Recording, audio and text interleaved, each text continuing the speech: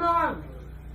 I am Professor Doliplewski, and I'm going to show you one of my many techniques of how we make a Toledo.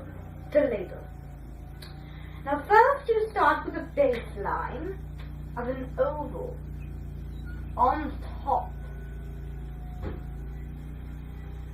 Now, the reason why we start off with an oval is that the Cruntiashes in the Jogan part of Western Europe is very famous for making funky, organic shapes. We're going to put one word in here with dashes.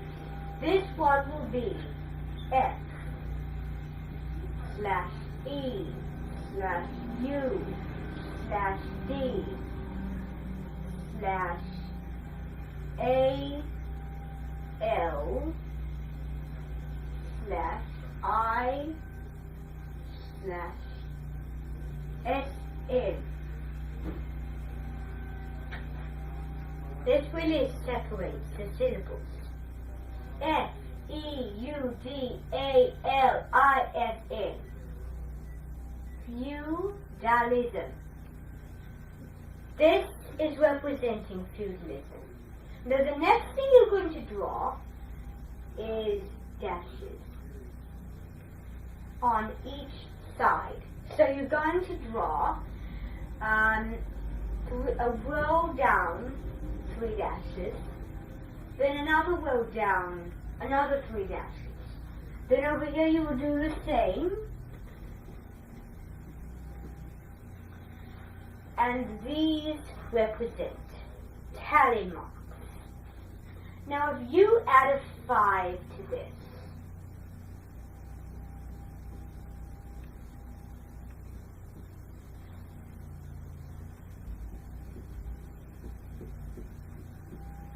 then you would have to cross off all 5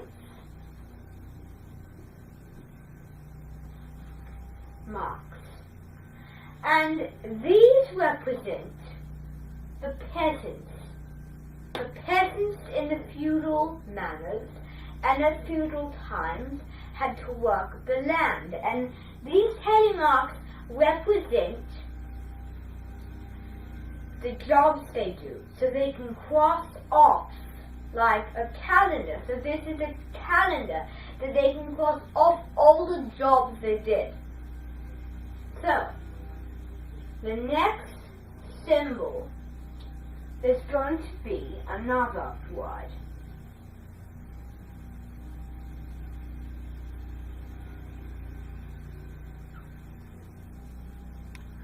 This word is going to be F, and then this line here will act as a slash.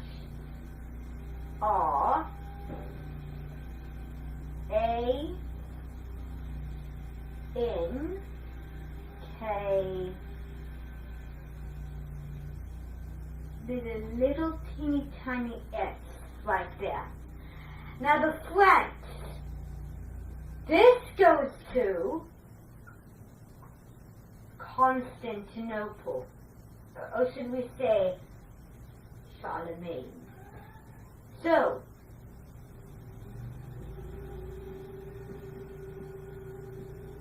Charlemagne. Now the next step is going to be making 3 dots. And then making another 3 dots to symbolize disease. Because in medieval Europe at feudal times, what happened was they got a disease, and this disease was a very widespread disease. This is called the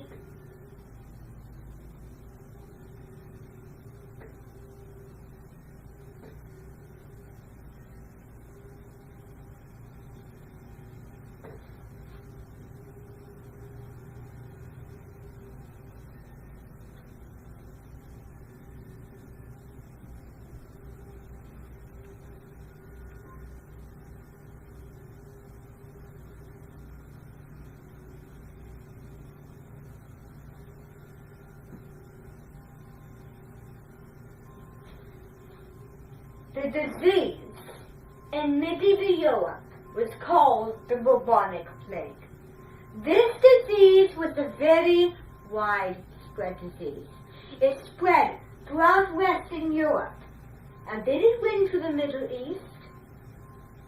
Probably Asia and beyond. So this happened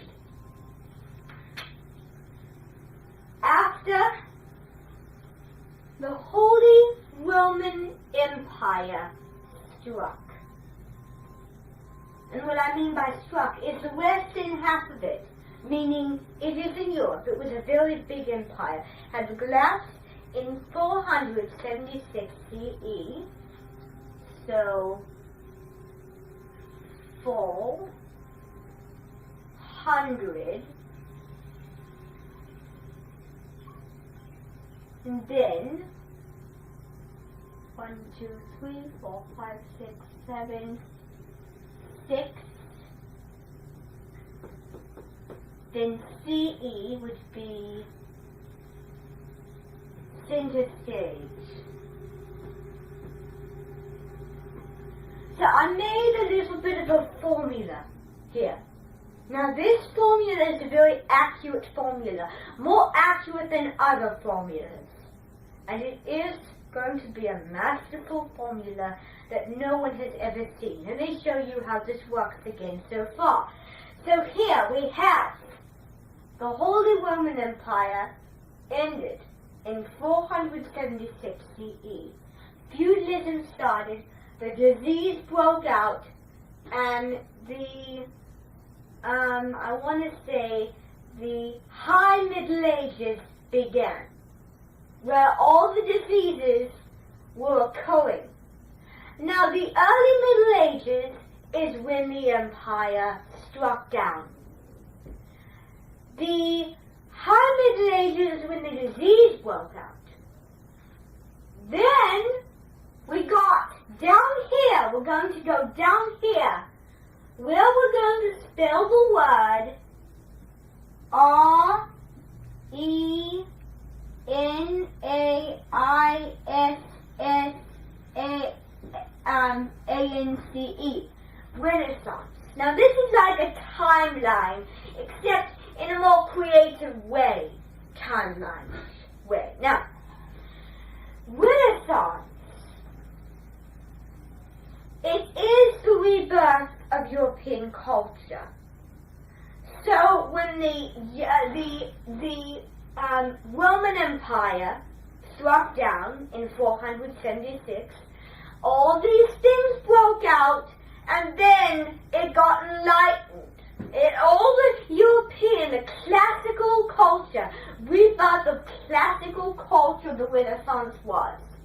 The classical culture happened again. It enlightened. It happened again. But it was even better than the classical period. Now, Europe has 3 periods. It has the C period, the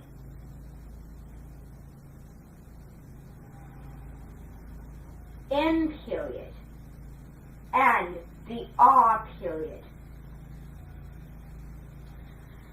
Now C is classical, M is medieval, or Dark Ages, Middle Ages, and R is Renaissance, where people, where thinkers use logic and reason, and a lot of, well, basically,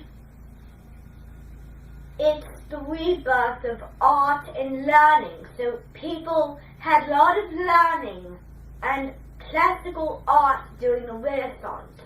Now, a lot of Renaissance people had a very famous knack called humanism. Humanism reflected people, reflected the fresh insight of people, because a lot of the artists specialized in the worth of an individual. individualism, paying homage and considering others' achievements. So it's a philosophy that really talked about the human body and how valuable that human is necessarily. So then, the final slackdown is the Enlightenment. The Renaissance was a reawakening. The Enlightenment continued. It was after the Renaissance, and it added to all that knowledge. Now, the Enlightenment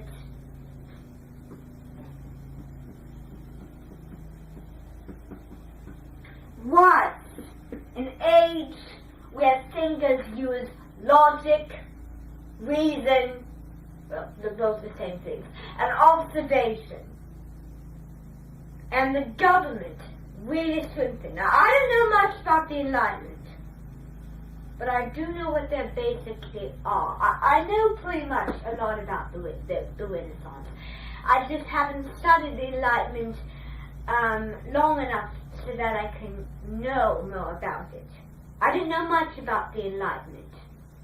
I do know about the Renaissance and a little about the Reformation, but I don't know anything about the Enlightenment.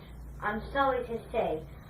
Well, this is going to be my very special timeline of how all these changes contributed, and it made this continent, Europe, something very special.